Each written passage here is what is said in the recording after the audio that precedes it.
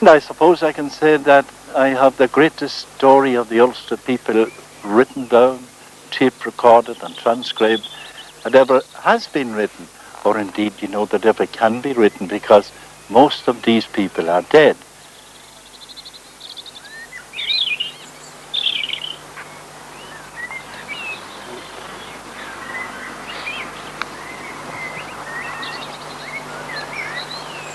Well, that's Carlingford Lough, where I arrived on March morning, 1922, from Liverpool, where I was born in 1913, and I was just 8.5 years of age. So we sailed on an old coal-burning steamer right into the town of Newry, and from Newry got a lift in a horse and cart out to Dromintee at the foot of Slieve Gullion, and that's where my parents were born. Now, I did know something about Dromintee, of course, because around our fireside in Liverpool, they would talk about it, and my aunts and uncles would talk about it, and they called it home. And what they were talking about was the folklore of the place, the stories, tales, and beliefs, and all that. And I suppose I got really interested, and as I got a bit older, I got more interested still, and I began to write these things down. So that now I've spent most of my life collecting this folklore, not only in South Armagh, but through old Ulster, the whole counties of it.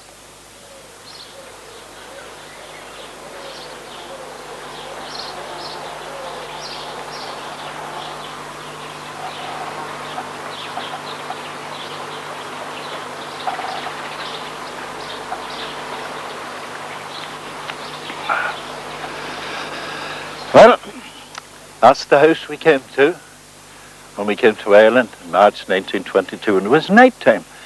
And young teenagers and young people, boys and girls, came in and helped my mother to clean up the house and whitewash it.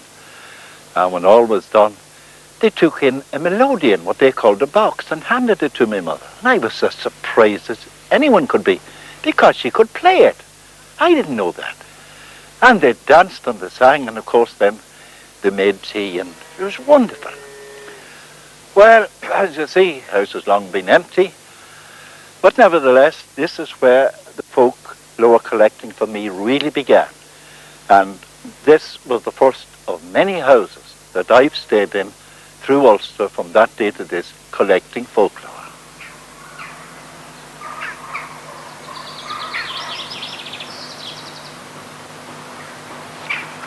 Well, this is what we call a lone thorn. That's a hawthorn, and it's one of the more famous at the foot of Slieve Gullion there.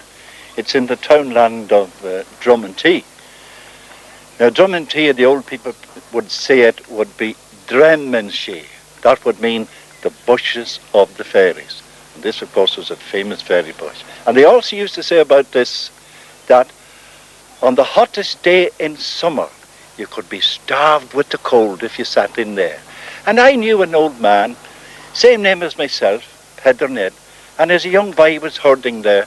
And whatever he did, no one knew, but he offended them in some way, the fairies who controlled this bush. And he was paralysed ever after. And I knew him as an old man on crutches till the day he died. But the old people, in the ancient days, they used to worship the hawthorn.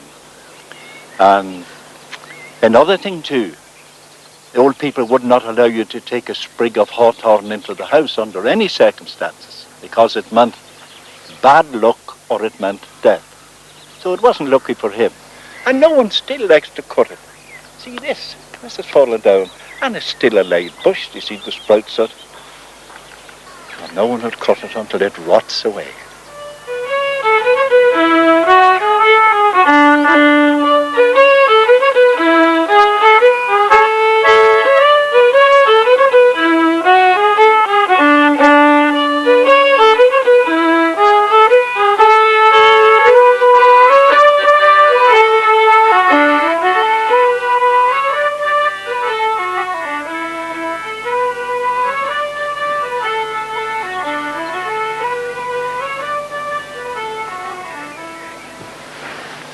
Well, that's Slieve Gullion, Ireland's most mysterious mountain.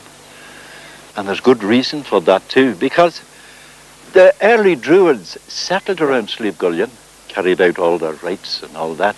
And when their chieftains died, the first chieftains in Ireland, they were buried in a cairn at the top. A very unusual cairn. You'd have to go to Spain and Portugal to see anything like it.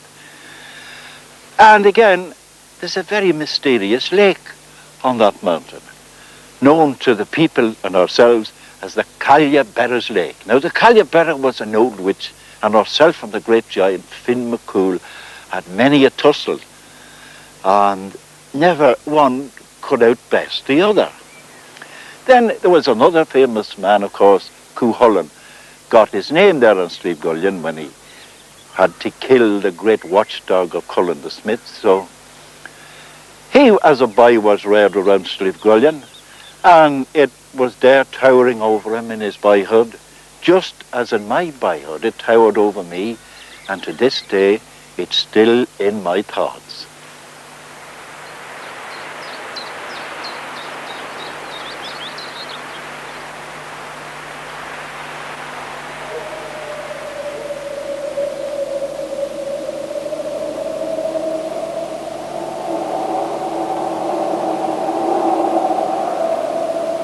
All this land of South Armagh is a countryside of mystery and magic and wonder.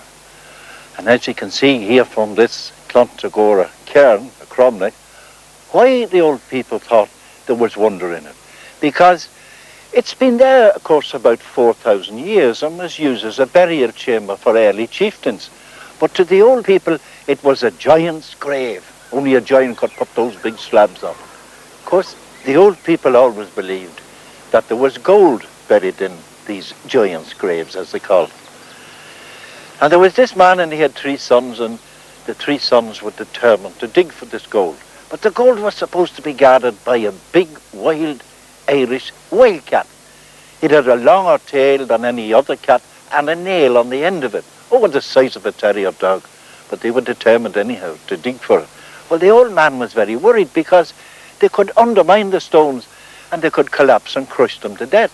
So he said, don't be bothered, because years ago we dug that gold up and we buried it in the fields round about. We never could find it after. So they set out, the 3 brothers, the next morning to dig for this gold, and they dug and they dug and they dug till they dug the whole field. Didn't find any gold. So they thought they might as well make use of the field then. So they sowed oats in it and barley and planted potatoes. And when they were harvested, they sold the crops. And of course, they got gold, because there never was any gold in these cromlechs. They were just the remains of the old chieftains who were buried there old thousands and thousands of years ago.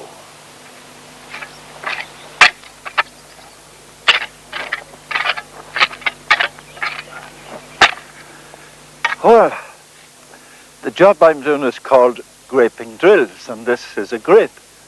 One of the jobs I had to do when I was a farm labourer working through all this country.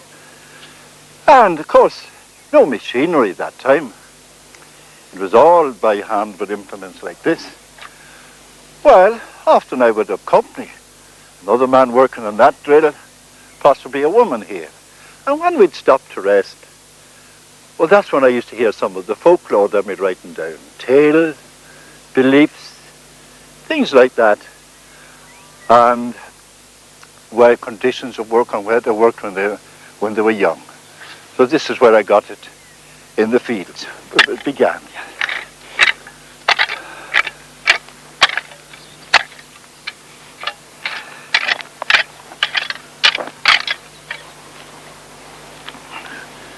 Well, that's the whin, as we used to call it when I was a young fella. The Gurney whin, the Gurning seat, because there are thorns on it. You might know it better as furze or gorse, but we called it a whin. And the farmer used it to feed his horses. Well, the whin, of course, it would be the shoots of the whin, and the whin would be put on a stone and pounded flat with a mallet. And it was great for horses. It gave them great stamina.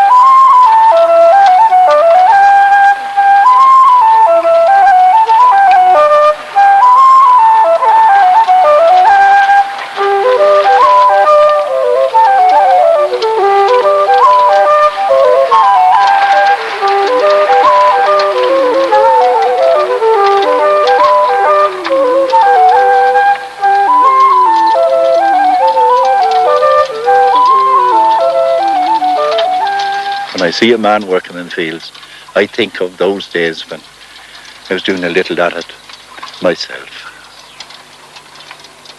You know, when I was a boy in the Cayley houses round here at night, sometimes I used to hear the old people talk and argue about the stone of Kilnasaggart. Well, we're in Kilnasaggart, still in the Gap of the North. Well, some of them would say that the stone was a pagan. That would be usually the schoolmaster type. Oh, not at all, the other would say no. It's a Christian stone. Well, the fact is, it's both. The Kilnasaggart stone was pagan before the Christians came in, and it was Christianized by the monks, because Kilnasaggart means the church of the priest. There was a monastery right around where we stand. And as well as that, it's the earliest known inscribed Christian monument in all Ireland. And the inscription is on the front here to an abbot commemorating him. And it's written in Latin, but what puzzled the scholars was it's written in very ancient Gaelic letters. So the monks then also used the circles that were cut into the stone to put a cross in to represent the seal of the abbot, and they cut crosses onto the stone. Well, the monastery survived all around it until about the 9th century when the Vikings arrived, and of course they pillaged the monastery. The walls seem to remain here until about 1600, when Mountjoy used the stones of the monastery to erect and build a castle.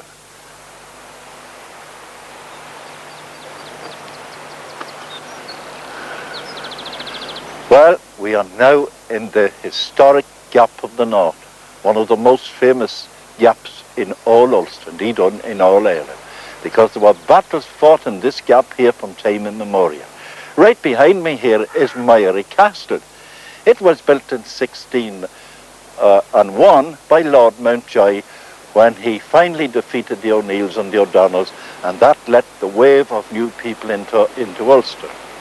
It's in a remarkable site, as you see.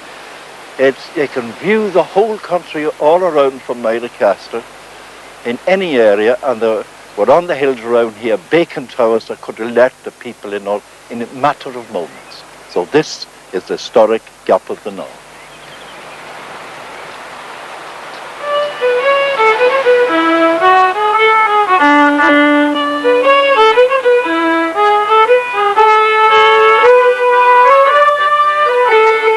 The first school that I went to here in Ireland was Dromintee National School, 1922. I was about 8.5 years of age. And whenever I see the children playing around the school, I like it because it reminds me of my first day in the school.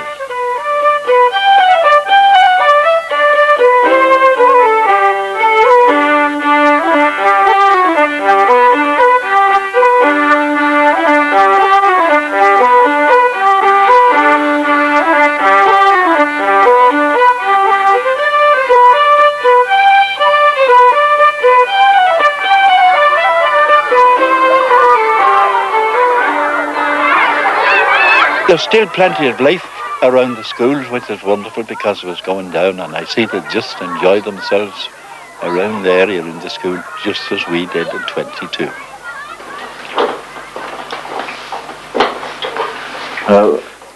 Eater baking the bread on the iron griddle reminds me of a story of Finn McCool. Well, there was a big Scotch giant was coming over to fight Finn, and Finn was very afraid of him, you see. So he had a song coming across the mountain over there, and Finn got very afraid, and what would he do? So Finn's wife said, get into the cradle there and cover yourself up well, and I'd say that you're a wee child. And she was baking bread, you see, on the griddle too. So she baked one bannock and a wee griddle, and she put the wee griddle inside of it, so it looked like an ordinary bannock of bread. Then had another one on. In come the Scotch giant and him shouting drinks around him. Where's this Finn McCool? Ah, says his wife, he's away over the mountains hunting all morning, no breakfast. And he'll be hungry. He'll be here any time. I suppose you're hungry too. I am, says the Scotch giant. Oh, well, she said, picking up the bannock with the iron in it. you can be eating that. So we put it into his mouth, you see, and he took a big bite at it. And the iron inside broke every tooth in his head. Who eats that? Oh, she says, Finn McCool eats that. And he wouldn't thank you for 3 of them. He'd eat 3 at his breakfast. So we began to get afraid then of Finn. Who's this in the cradle, says he? That's my youngest child, wee boy. What age is he? Ah, well, says Finn's wife, the best way to tell what age a child is to run your finger round his gums and see has he got any teeth. So he did that, and the minute he did, Finn bit the finger off clean by that, and the Scotch giant jumped up, out through the door and away. He didn't want to meet the man who eat bonnocks of bread with iron in the middle of it, and a child in the cradle that could bite fingers off. So we cleared back to Scotland, and Finn was safe from that time.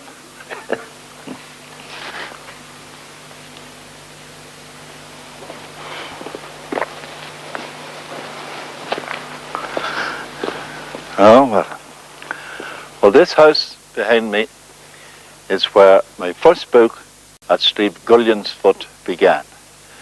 And as you see, it is really at the foot of Slieve Gullion because the dome of the mountain itself is right above it. Well, many a night I sat in there and wrote down folklore from my brother-in-law, from my father, and from an old man over the fields, Red Kearney, very good storyteller. And sometimes I would stay overnight and help them in the fields if I'd have to help in the morning. And when you'd walk out here, I could see the territory all around me, and this is the territory I began to collect it. When I look around the country, I can see green grass growing where I remember houses and people living in them, and where I'd sat for long hours at night writing down their tales and traditions and the folklore. Well, I suppose that's a bit sad, and it's sad that such people had to die, but not quite, because I have their tales down, safe. Oh, 250 volumes of them now. And these people themselves were very happy and delighted that somebody like myself had come along to spend time to write down these traditions before they'd pass on. And nobody was more delighted than myself to have had the chance to do it.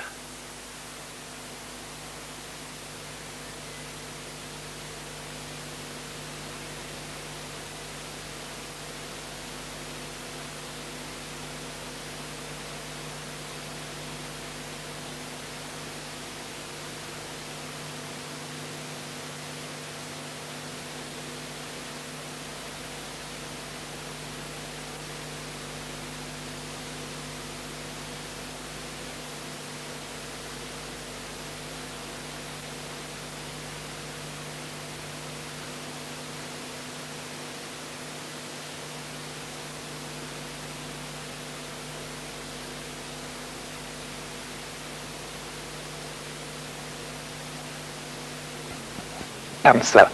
Well, the reason seems to be